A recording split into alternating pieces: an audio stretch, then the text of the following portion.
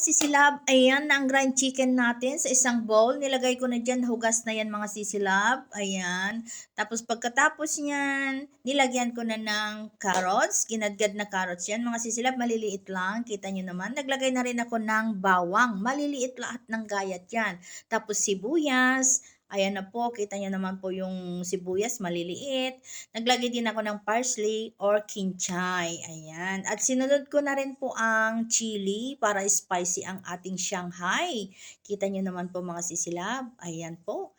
At naglagay na rin ako ng asin, mga pandagdag lasa dyan. Ayan, para magiging mas masarap ang ating Shanghai.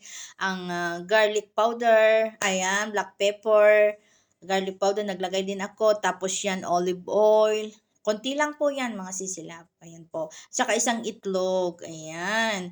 Yung itlog ay magpapalapot sa ating karne at saka kasama din yung lahat ng sangkap para magiging manuot o di kaya hindi magkahiwa-hiwala yung ating karne at mga vegetables para mag-hold yung lulutuin nating Shanghai.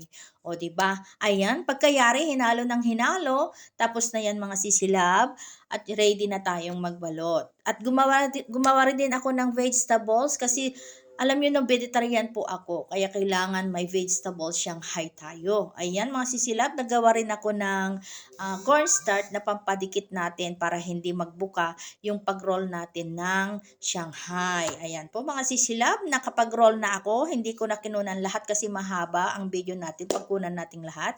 At yan, nagmadali ako nagprito para maipakita ko lahat. Ayan, kita nyo naman. Yung iba, pwede kong ilagay sa freezer pero may stock ako.